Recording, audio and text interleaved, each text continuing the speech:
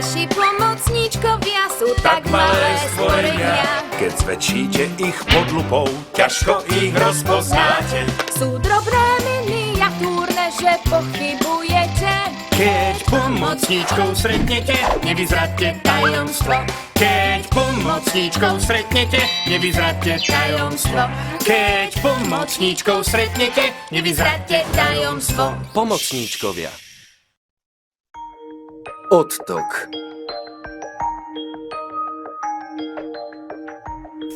Nolik, pomôž mi, ventilátor na počítači potrebuje oprášiť. Teraz nie, ja a Tomáš spolu maľujeme kartu pre jeho rodičov. No ty chúďatko, musíš byť ale unavený. Čau, Simka. Som veľmi rád, že ťa vidím. Mám otázku. 12. výročie, to číslo sa píše spolu alebo oddelenie? Vieš ty čo? Napíš ho ako číslicu a jednoducho k nemu pridaj koncovku T. Aha, jasné. Ale najprv si vymením vodu. Hneď som späť. Mama si tu nechala svoj prsteň. Wow, nie. Nie, čo som to spravil? Zničil som špeciálny deň mojich rodičov. Kde? V kúpeľni? Našiel som tam mamin prsteň a padol mi do umývadla. Určite ho voda odplavila niekam preč.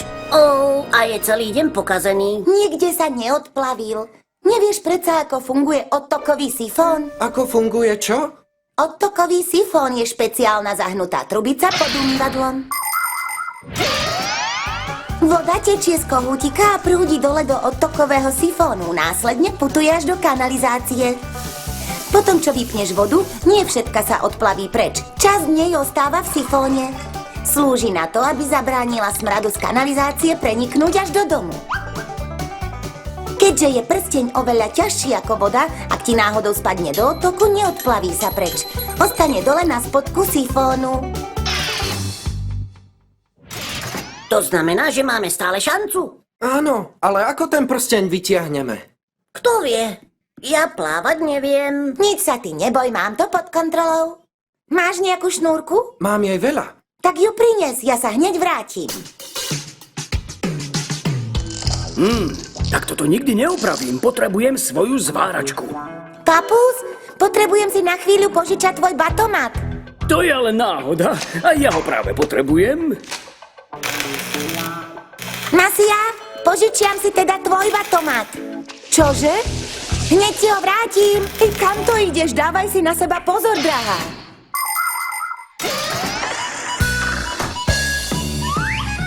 Ako vám už meno napovie, pomocníčkovia sú na tomto svete, aby pomáhali strojom a zariadeniam. Ale stroje sú veľmi veľké a pomocníčkovia veľmi malí. Nezaobídu sa tak bez svojich pomôcok. Kedysi dávno pomocníčkovia pracovali s hocičím, čo im prišlo pod ruky. Malé pierka, šňúrky, špendlíky. Teraz však majú batohy známe ako batomaty. V jednom batomate nájdete všetky možné pomôcky. Stlačíte jeden gombík, batomat sa rýchlo roztočí a vystrelí vám hák či magnet, dokonca aj padák. Ale predtým, než jeden dostanú aj deti, musia chodiť do školy. Usilovne sa učiť a prejsť všetkými skúškami. A čo teraz? Chceš ísť dole len s týmto? Nie len s týmto. Ale aj s týmto. Áno, presne tak. Keď zatiahnem za šnúrku, vyťahni ma hore.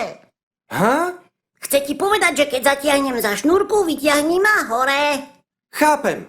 Práve povedal, že chápe. Nemusíš opakovať to, čo povedal on. Povedala, že nemusím opakovať to, čo povieš ty.